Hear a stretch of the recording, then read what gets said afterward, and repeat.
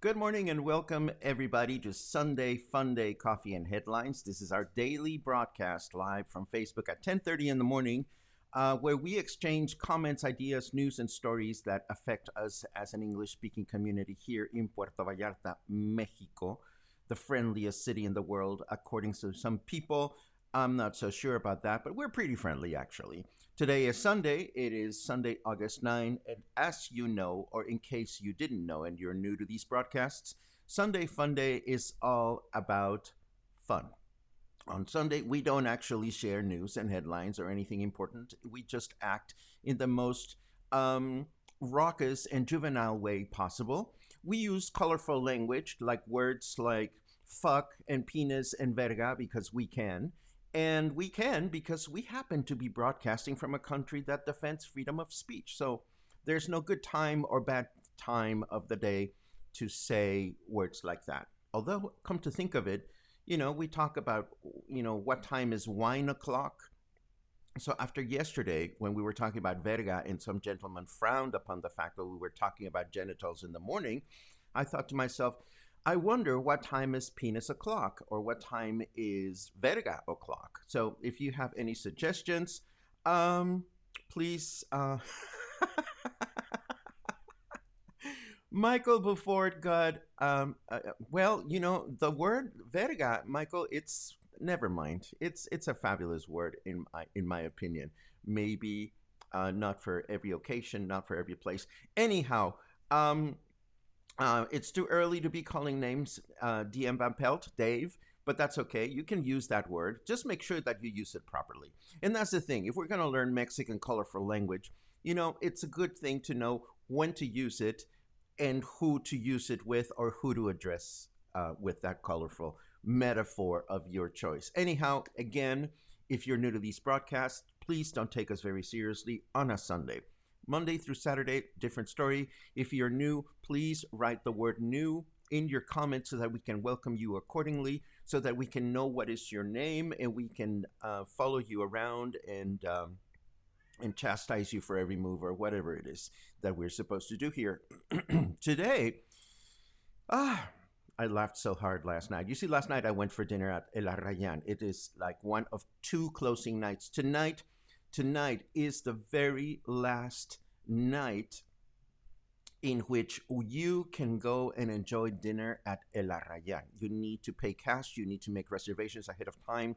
Let me tell you, there's something to be said about a legendary restaurant that you know so well because they've been around for so many years that you know even before you get there what you're going to have for dinner because you've already had it many times and it is that wonderful. So last night I arrived at La Rayan and I knew exactly what I wanted to have for dinner and I had it and it was wonderful. And I was happy to confirm because I had not seen owners Carmen and Claudia to get a little bit of the reason why they're moving. And of course they're affected by the pandemic as anybody else. But, we all get wake-up calls, after more than 15 years of doing the same thing. Sometimes I'm sure you wonder, well, is this what I want to continue to do? So I know that they are well, they are grateful, they are appreciative, they are going to take a well-deserved break, and they're going to reinvent themselves fabulously. We don't know what they're going to do, but they're going to be wonderful. And this is a shameless plug for El Arrayan, absolutely. And Kathleen was there with Todd, and of course we had a great time together. They enjoyed their table, of course, and you know, if you have nothing better to do tonight, go and have dinner at El Arrayan. You were going to be so very happy that you did. Enough of that. Today, we are going to elaborate on some ideas that we were discussing yesterday. I'm going to introduce you to one of the most hated voices in Mexico, and I'm going to share with you a small walking tour of Colonia Versalles that I recorded a few days ago that I want to share with you. I don't know exactly in what order we are going to do this, but let me take a quick look at your comments in case there's anything important. As you know, if you have any questions that you would like us to address during the broadcast, writing the letter Q before your question helps a lot. Dog Days is in full effect, says Michael Evans. It's really warm down here. Absolutely. Another show to check on Netflix. Thank you very much, Logan. And that is the sweetest thing I've read this morning, Bill. Thank you very much. Boom, ba-ding, bum, bum, bum, bum, bum, bum. I see lots of wonderful comments. My cousin Norma from Chicago, Bobby. It's good to see you. It's great to see you all. It really is. Waiting for more real Spanish lessons, says Jonathan. Well, your teacher does not cover vergotas. Well, this is really unfortunate. If you ever want to learn words from me, you can definitely count on that. And of course, I pulled out the Chingonario, which we haven't pulled out in a while. The Chingonario is my Chingar dictionary. It's got pages and pages and pages of examples on how you can or should use the word chingar. And I have pre-selected a phrase that is very COVID appropriate, and we're going to go over that. Let's see. Yay, my hood, Versalles. Absolutely, Jules. I hope you enjoyed what I did, and I hope that you will approve. Let me start then, now that we're all settled and have coffee and whatnot. Yesterday, we were talking about this very unfortunate snafu that took place. Let me switch screens. Whoops. There you go. This very unfortunate snafu that happened with Mexico's official website, the official tourism website, which is visitmexico.com. Angelica asks Chingonario with a question mark, and the answer is yes, Angelica. There's this fabulous book you can order on Amazon that gives you colorful examples on how to use this colorful expression, so very popular in Mexico. And I always like to keep it around because it's always wonderful to quote one thing or another from it. Anyhow, yesterday we were all laughing or rolling our eyes at the fact that because of a squabble going on between two internet service providers, the Mexico's official travel website, visitmexico.com, was set to rely on Google Translator, and this resulted in certain Mexican cities or states being translated literally, like the state of Guerrero became warrior, the city of Torreon became turret, and the city of Tulum became jumpsuit. Who wouldn't want to go spend a week exploring jumpsuit? I personally would love to explore a jumpsuit for a week, especially if it was worn by, someone that, well, never mind.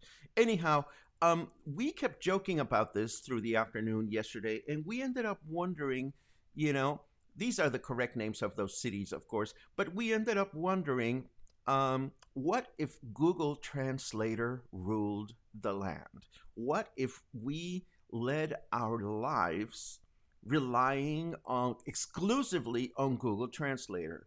So, a little bit of a disclaimer. When we asked ourselves this question yesterday, my friends and I, we had already had a couple of cocktails. So what follows next is supposed to be very funny, but it may not be this early in the morning. So just think mimosa, or think tequila or whatever. Just think you're slightly shit faced. And we're going to move on with this because what we thought is if Google Translator ruled the land and named our cities or people of importance or celebrities, what would Google call these things? So let us whip out a few examples. Um, and no, Javier, I'm not going to elaborate on my jumpsuit thought because you know what I'm thinking, and you're probably thinking the same. And we don't need to go there just yet, maybe in a few minutes. Anyhow, back to Google Translator. Let's take a look at some examples. Felipe Calderon was the 56th president of Mexico, but was he? Google Translator says his name is Philip Big Boiler. Let's see, what else do we have here? Oh, of course, Miguel Hidalgo y Costilla is recognized as Mexico's father of the nation and one of the leaders of the Mexican Independence War. Of course, according to Google Translator, his name would be Michael Nobleman and the Rib, which would be quite lovely. But it also works the other way around. For example, this fine gentleman is soon to move to an unknown location to avoid New York State prosecutors. And if we were to translate his name to Spanish, he would be known as Donaldo Tramposo. Nice to meet you, Mr. Tramposo. And tramposo in Spanish, by the way, means a cheater because to trump is, never mind. Let's not even go there. Happy times and good luck finding a place to hide after your term is over. Thank you very much.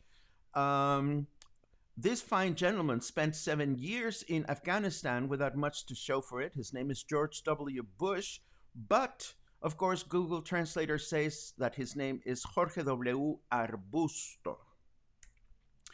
Oh gosh, what about her? Dolores del Rio. She was a fabulous star of Mexico's golden age of cinema, and she was, of course, the first major female Latin American actress to cross over in Hollywood. But Google Translator might call her Pains of the River. Dear Pains of the River, hello, how are you? This fine gentleman, Jorge Negrete, was a Mexican singer, also from the golden age of cinema. He was a Mexican singer and actor, married to Maria Felix, who was also an exquisite actress of the golden age of cinema in Mexico.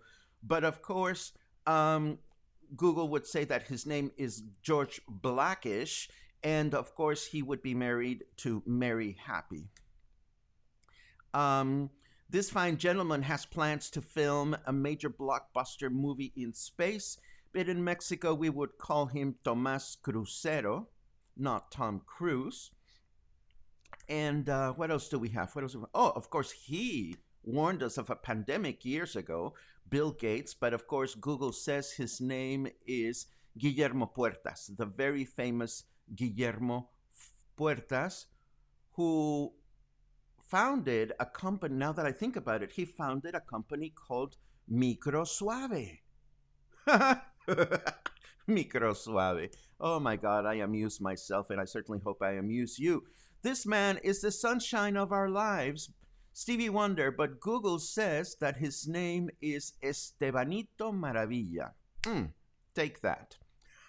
Estebanito Maravilla. That would be fantastic. Actually, Estebanito Maravilla sounds like a perfect name for a Cuban singer, but that's just my crazy mind working on its own. How about more Mexican places that might be fucked up by this website? San Miguel de Allende is a favorite Mexican destination for many, but Google would translate it as St. Michael of Beyond.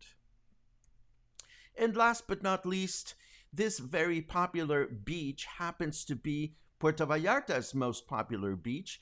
What would Google Translator call it? Well, of course, it would call it Beach of the Dead. Where are you going to go swimming today? We're going to go swimming at the Beach of the Dead. And of course, there are fabulous stories behind the name of Playa de los Muertos, and we'd need to get into that at some other point. But in the meantime, and yes, I just zip snapped. Why not? It's Sunday Funday, and Logan happened to like Micro Suave, and Michael Evans liked Dolores del Rio, Pains of the River.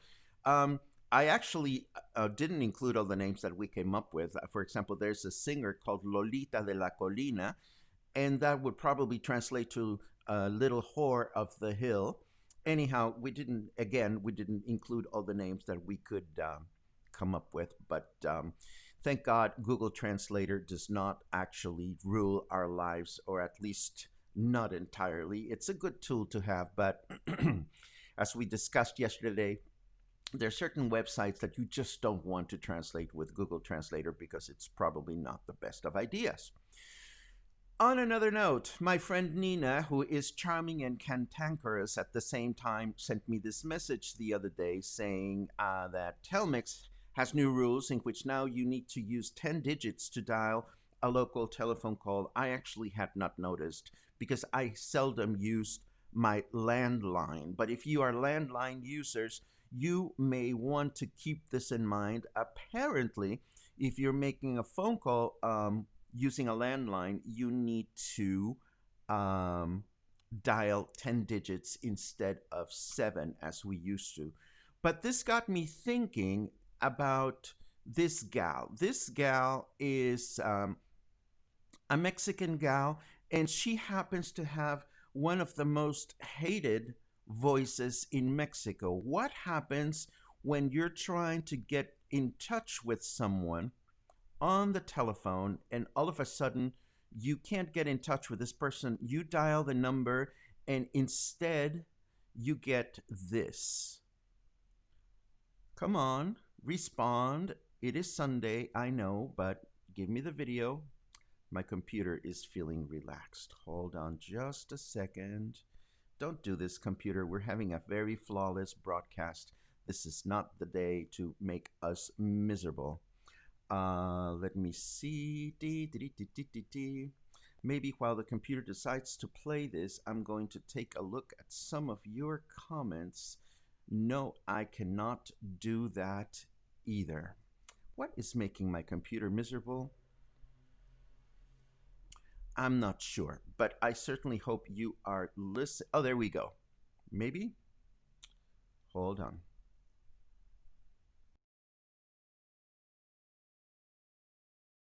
Su llamada será transferida al buzón.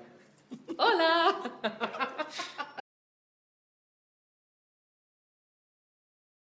Play that.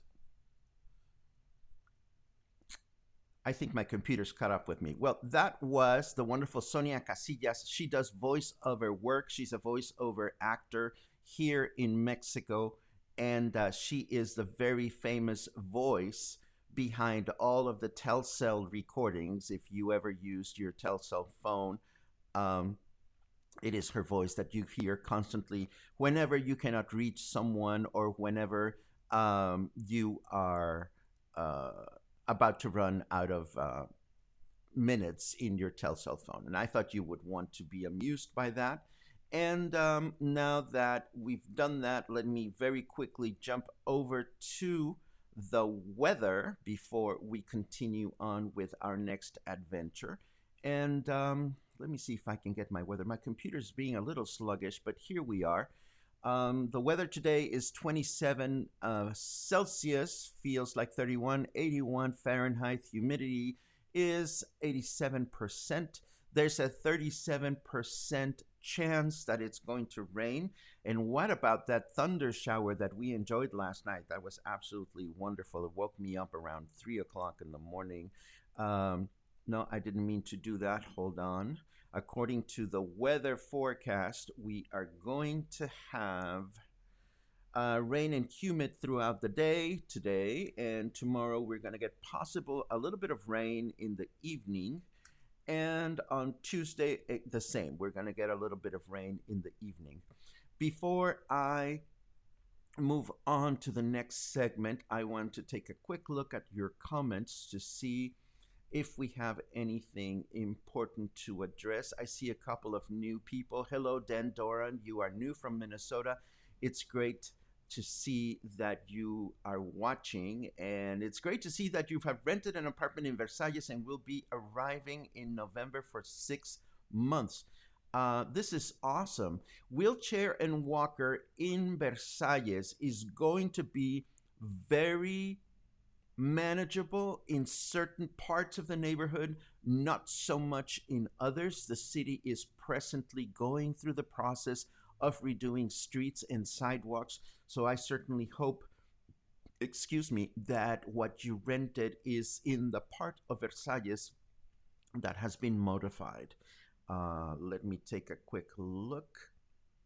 Oh, you got chuckles out of the Google Translators examples. I love it. Catherine says that she got a text message from Telmex about the changes in an email. I may have received one of those, but I never noticed it. Or maybe I read about this somewhere and I forgot about it. Boom, boom, boom, boom, boom, boom.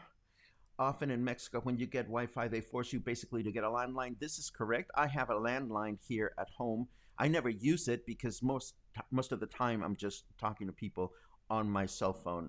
But it is because I have the landline, so I have to. That's how I get my internet. And yes, Terry agrees. Wheelchair in Versailles is a little bit tricky. What you may want to know then is that if you need resources related to wheelchair accessible things, Terry is a great resource to get in touch with, because she's an expert about these things, and you guys may want to talk amongst yourselves about this. Moving on, let me play you this little bit of a walking tour of Colonia Versalles that I recorded the other day. It's about 10 minutes long, so we'll be back after this is over. This is not all of Versalles. This is just what I needed to do to be able to get some food for myself the other day. Take a look.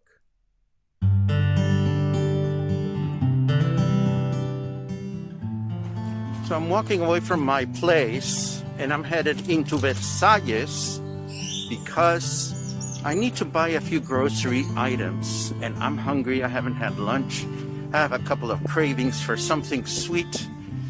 And rather than going to the supermarket like La Comer, which is nearby, I've decided to take a chance on some of the local stores, take you for a walk along Calle Francia, and basically figure out, buenas tardes. Hola, buenas tardes. Sonría, sonría. Es que no se me ve, pero sí. No, pues yo también. Anyhow, I've decided to take a walk down Versalles to show you the neighborhood, or a little bit of it. Walk a little bit along Calle Francia, which is the main throughway. But first, let me get across the street here on Francisco Villa. Okay, so now we are walking along. We're walking along Calle Milan, which is parallel to Vienna, which is another one of the important throughways here in Colonia Versalles. Colonia Versalles is a residential neighborhood that is known because of the fact that a lot of restaurants are moving to the neighborhood to join other previously existing restaurants that have been very famous around here. So we're going to take a look at some of that stuff. For example, right here on this corner is Ernesto's restaurant. Ernesto's, for many years, has been highly regarded for their tortilla soup, among other things. I see that they're open, although I haven't eaten there in a long time.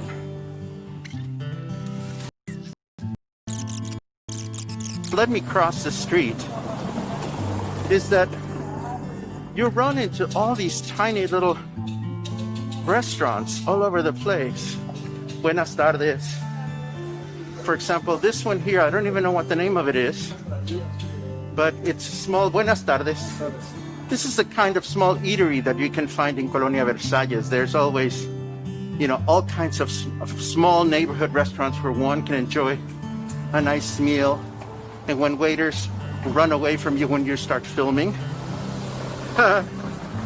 only God knows why he started to run away when I started to film, but that's his problem, not mine. One more block and we'll get to Francia.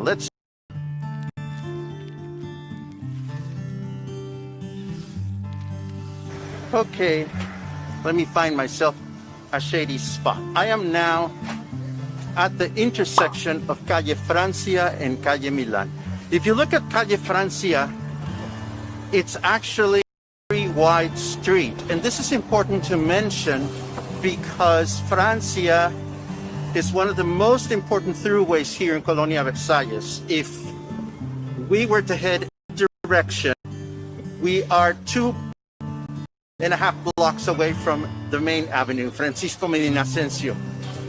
And if we were to head in that direction, then we would end up about a couple of blocks away from Costco in Fluvial. Now, another reason why it's important to notice how wide the sidewalks are here is because I understand that the city is planning on developing this street with new pavement and with wider sidewalks so that even more restaurants and cafes can come and operate in the city. So what I'm going to do is I'm going to make my first stop be Organic Select because I think I'm going to order lunch from there. But before I do that, one interesting fact about Colonia Versalles. A lot of people think that Colonia Versalles extends all the way down to Plaza Caracol, which would be in that general direction. But in reality, Colonia Versalles only continues for about a block or two. The next colonia over is called Diaz Ordaz. But a lot of people think about it as it is in fact a different neighborhood, although they're next to one another. So let us walk into Organic Select and see what's going on. I am now standing in front of Organic Select, and let's take a look at this place. Organic Select has a wonderful sit-down area out here. I'm gonna step on my sanitary thing and I'm gonna walk in just to see what I find. And what do I find? I find Anita and her staff sitting over there. Yo quiero ordenar eso para hoy, pero primero déjame darle a la gente un vistazo. This is Organic Select, which is an option to find all kinds of Organic Select things. Like Crystal and Anna have oils and CBD drops and ointments. And then you can find organic products that are either made locally or are brought in from local organic resources and so forth and so on. All kinds of treats. I think I'm going to be able to find what I'm looking for lunch here. But I want you to take a look at this little bulletin board, which gives you an idea about all the wonderful things that you can order here, from breakfast to lunch to all kinds of beverages and things like that. So I am going to let them know that I want to order my lunch to go here, and then I will come back and pick it up after we go visit some of the other places along Calle Francia. Hold on just a second, Spanish break. Okay, so lunch is taken care of. And now I want to walk along Calle Francia so that you can get a sense as to what you can find here. Again, there's a number of new restaurants and eateries that are here. There is a new bakery that I have never tried. Maybe I'll walk in there and grab some sweets. And at some point I need to find a small convenience store to buy some bread. Oh, I think I may just have found it. I'll stop by there on the way back.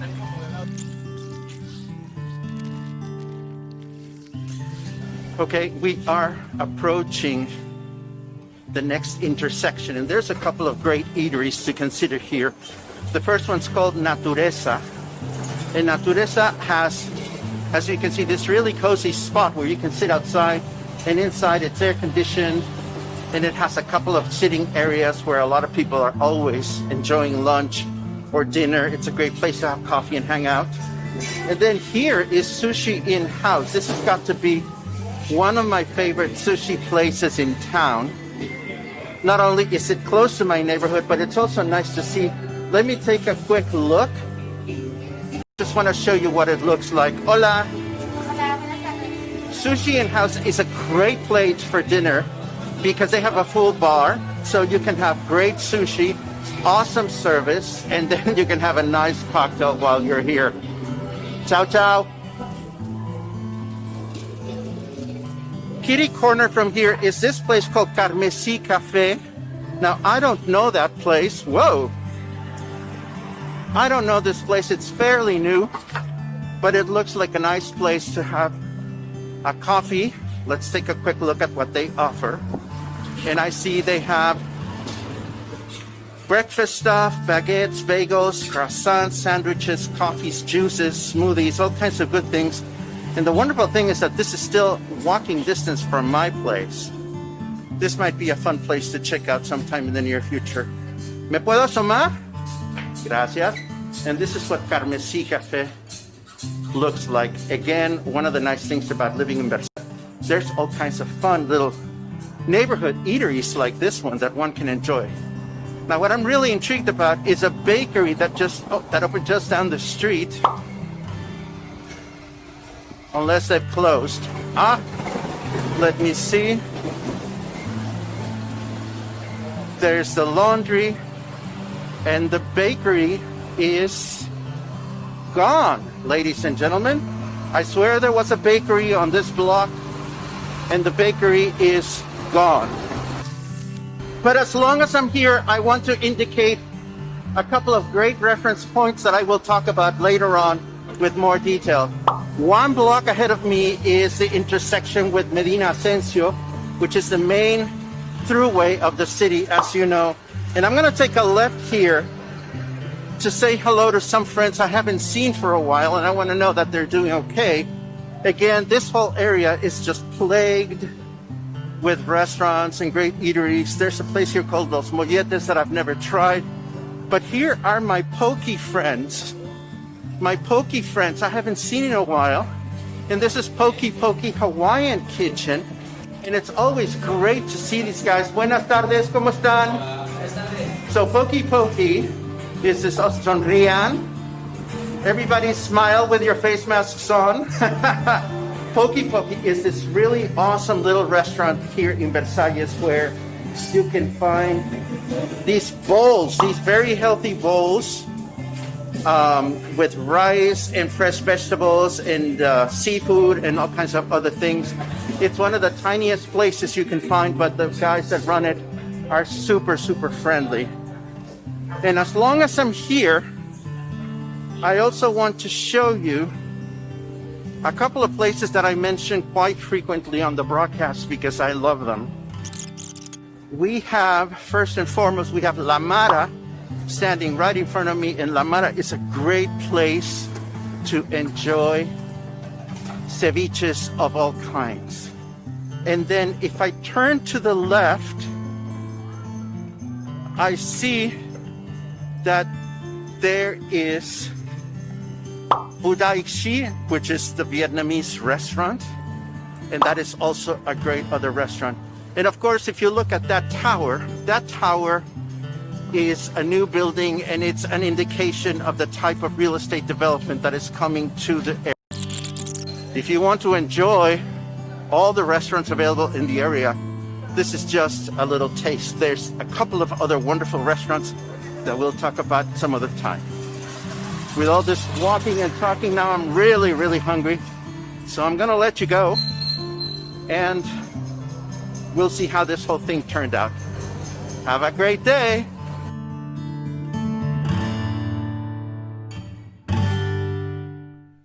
So that's a little bit of a taste, no pun intended, of Colonia Versalles. You know, it's interesting because I produce these things, I make these videos, and I watch them. But right now I'm sitting here connecting with your comments and thinking about how fortunate we are as Puerto Vallarta English-speaking locals to allow ourselves to extend our circle of comfort, our comfort level, and go explore other parts of the city. I know that a lot of tourists will never, because of the nature of our destination, will never choose to wander beyond the comfort zone of Colonia Emiliano Zapata. Some of them might if they're having dinner with locals. And I just think it's that's the beautiful thing about Puerto Vallarta. If you are a tourist or a visitor, a lot of the people that are going a lot of people are going to point you to these places that are designed for you. But I tell you, as locals, and we were talking about this at El Arrayan last night, when it comes to food, we have so much to choose from, and it's really really wonderful. And of course, there's a lot more to Versalles. There's the other side of Calle Francia, and I'm going to tackle that on another video this week, and I'm probably going to share that next week. So I hope you enjoyed it. For those of you who haven't tried these restaurants, oh my God, I've gone to just about every restaurant that I mentioned. There's a couple of cafes that I haven't explored in the tour, but I'm very much looking forward to it, especially now that we're all becoming a little bit more relaxed about where we eat, where we don't eat. I think, more locals are getting the vibe of the face mask and taking care of ourselves and so forth and so on. So that is that. One interesting comment that I didn't put on the screen that really made me laugh came from Gayoff. Let me see if I can find it. Yes, there it is. Gayoff says, we love Parrilla de Villa, but last time we went, it was different. Yes, indeed. Parrilla de Villa moved, but it is now, get ready for this, it is now right behind my apartment.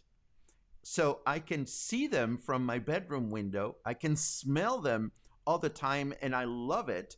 And if I really was a little bit crazy, I could probably yell my order from my window to them. But I eat there quite frequently. So they just moved to La Vena, which is my side of the neighborhood. I'm on the other side of Francisco Villa, and they're doing well. They're doing well. So that was my little mini tour of Versalles. There's a lot more in Versalles. Well, there's a lot more in Puerto Vallarta. And my intention is to continue to do these little tours so that as locals, we can continue to enjoy more and more of our city.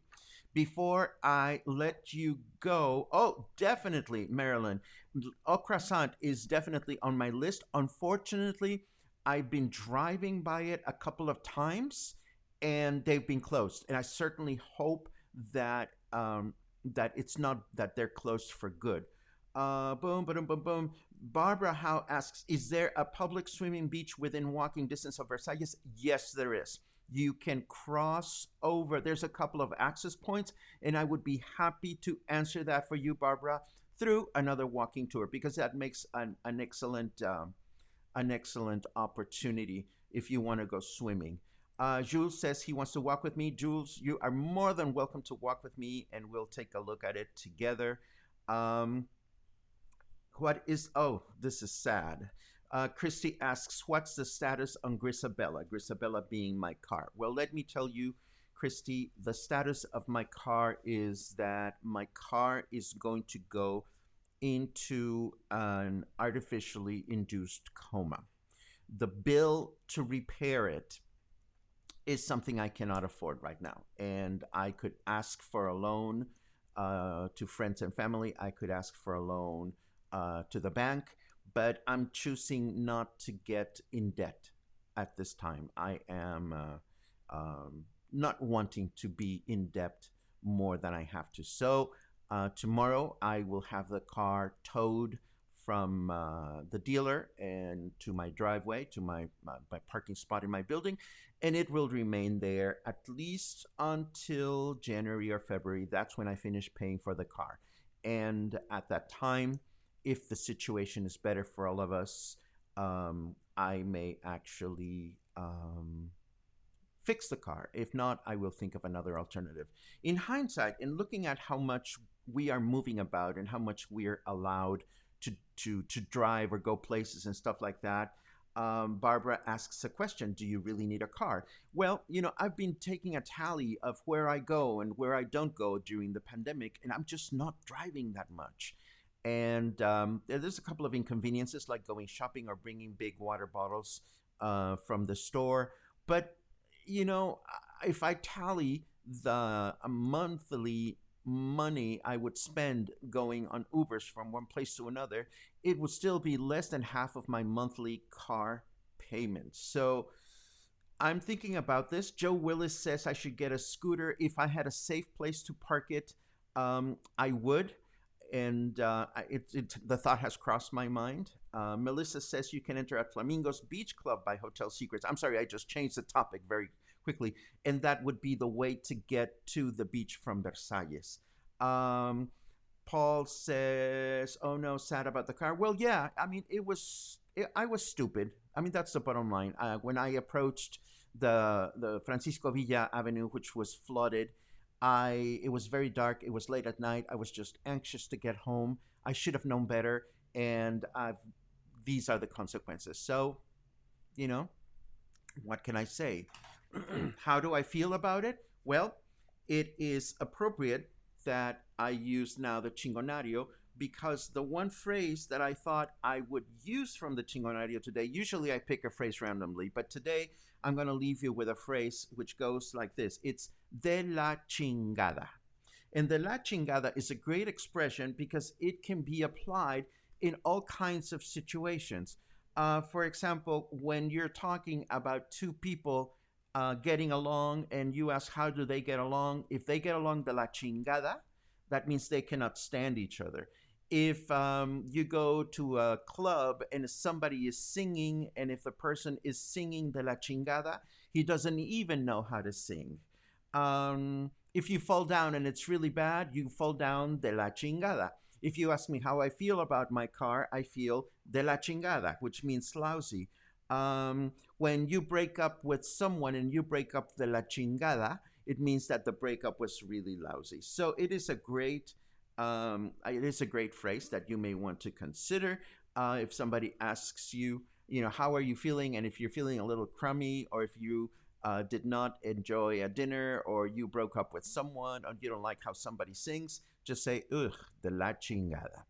And that is our chingada expression of the day. And that's probably a good time to wrap this up. Although I do see another question from Barbara. How I've wondered about a moped scooter, but was a little concerned about the streets. Well, there's a couple of concerns, Barbara. Number one, in Puerto Vallarta, the culture of moving out of the way for bicycles and motorcycles is not very well engraved in people's mindset.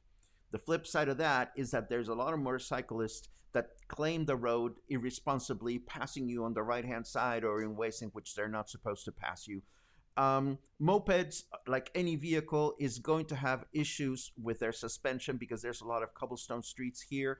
Of course, my main concern about mopeds, I was a bicycle rider for many years, so I suppose I could get one. But if you don't have a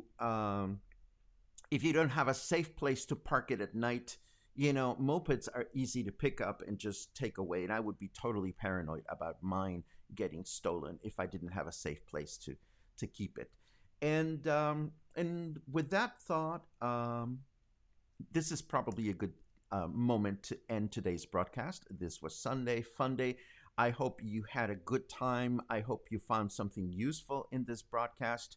I hope you got a little hungry thinking about these wonderful restaurants. If you did, remember that Coffee and Headlines is a community-based project. It is thanks to your membership and your contributions that we can make these broadcasts and these walking tours possible.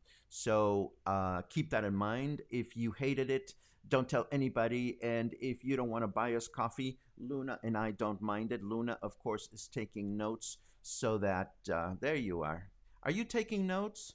And she's like, what the fuck are you talking about? I'm just taking a nap and I'm going to change positions. Oh, I'm leaving. Fine. Okay, so Luna is today not at all concerned about anything other than herself. That's okay. I still love her.